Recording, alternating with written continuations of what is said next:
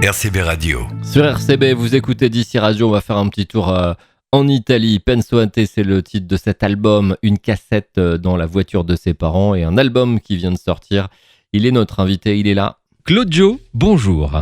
Bonjour tout le monde, salut tout le monde. Alors donc déjà, clairement, l'Italie et Claudio Capéo, il y a un rapport, lequel ? C'est une grande histoire d'amour, une histoire de famille. J'ai des parents qui sont immigrés italiens, qui sont arrivés en France dans les années 60. Donc j'ai un papa qui est du Molise, la deuxième plus petite région d'Italie, dans un petit village qui s'appelle Bonefro. Et j'ai une maman qui est sicilienne, qui vient d'une ville qui s'appelle Avola. Et voilà, Ils ont débarqué les années 60, ils ont fait 2 beaux enfants, dont moi et ma grande sœur. Et toujours avec cette culture de l'Italie, avec ses doux parfums, avec ces gros repas bien chargés. Donc, mais c'est les meilleurs repas du monde. Franchement, c'est les meilleurs. Mais bien sûr. Alors donc forcément, ta jeunesse a été marquée par ce style de musique. Et je suis quasiment certain que tu partes en vacances avec la musique italienne dans les oreilles tout le temps, c'est ça ? Tout le temps. C'était avec la même voiture, la Fiat Tempra de mon père. Et on passait mois de juillet, mois d'août en Italie, chez mon père, chez ma mère. On faisait plus de 6000 kilomètres. Et c'était toujours les mêmes radiocassettes, les mêmes cassettes qui tournaient dans radiocassettes, avec face A, face B, avec les Volare, et avec de Les Ti Amo et toutes ces chansons qui m'ont bercé tout le temps. Et donc, pour un 3e album, tu décides de faire cet album-là. C'est pour toi, pour tes origines, pour tes parents, pour la famille, mais aussi pour les gens, pour qu'ils découvrent. Tu t'en as pas vraiment parlé au début. Tout à fait. Mais j'ai tellement de choses à dire et pourtant je parle beaucoup. Je suis toujours en train de raconter toute ma vie.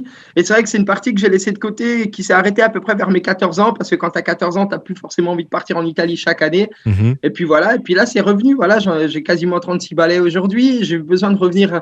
Voilà, à mes origines, à la base, à ce qui me fait du bien, à ce qui me porte, à ce qui m'a porté, à ce qui me permet d'être moi aujourd'hui, d'être bien, d'être présent, d'être là, d'être serein tout simplement. Et puis aujourd'hui, je l'assume.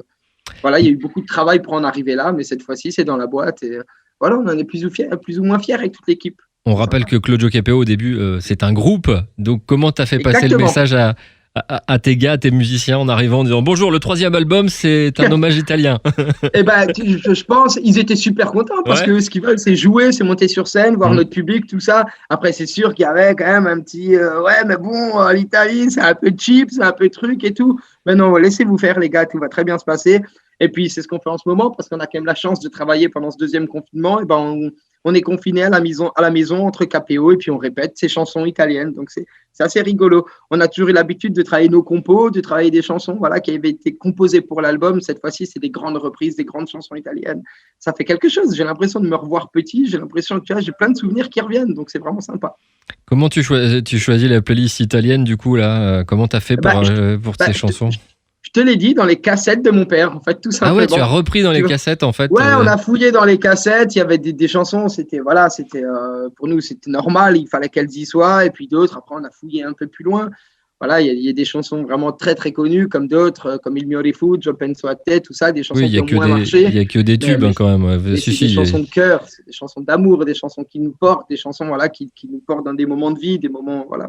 On a besoin de se raccrocher à ça. Et il y a un duo, donc tu es allé chercher quelqu'un de très très connu en Italie, nous un petit peu moins, mais succès quand même. Gianna Nannini, c'est quelque chose, ça fait partie des stars quand même.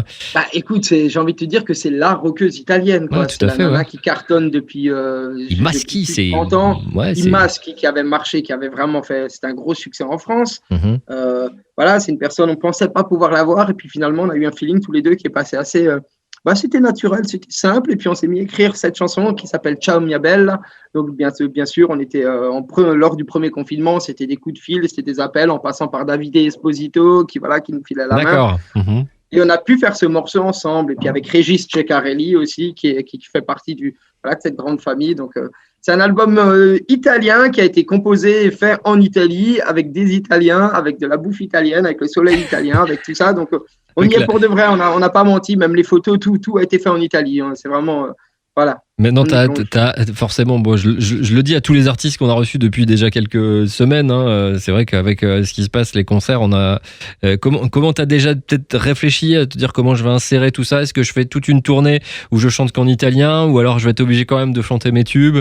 Comment ça va se passer? Mais tu sais que c'est super compliqué parce qu'on nous arrête en plein milieu d'une tournée alors qu'on est en train de jouer le deuxième album. D'un coup, on sort le troisième et on va repartir en tournée de la deuxième tournée album, en fait, pour arriver sur le troisième. Donc, le truc, c'est ce qu'on s'est dit. Ce qu'on s'est dit, c'est qu'on va faire un gros melting pot de tout pour finir ces théâtres, pour faire ces théâtres. On a une 40aine de théâtres à faire. On va faire juste du plaisir. De la musique plaisir, de la musique bonheur, de la musique retrouvailles, pour revoir les gens. Donc, il y aura nos plus grands succès et bien sûr quelques chansons italiennes. Et en même temps, l'Italie, c'est les retrouvailles. C'est la pasta, c'est le bon temps, c'est les bonnes choses. Et puis, et surtout aussi prendre le temps. Ouais, voilà, les revoir, clair. Mais prendre le temps, pas jouer, foncer avec des playlists bien concrètes où on y va, on sait exactement ce qu'on a à faire. Non. On va prendre le temps. Et puis on verra si l'album a un succès, et puis si l'album est demandé, et puis si les gens veulent écouter ces chansons, peut-être qu'on repartira en tournée, encore une fois, bien plus loin, du coup. Et on fera peut-être une tournée que de chansons italiennes. On ne sait pas pour l'instant. On verra. On verra bien. Il est optimiste, c'est ça qui est bien. Faut être optimiste. Bien sûr. On y croit à fond. C'est super compliqué pour tout le monde. On s'est pris une grosse claque. RCB Radio, à la Seine-sur-Mer, sur 96.2.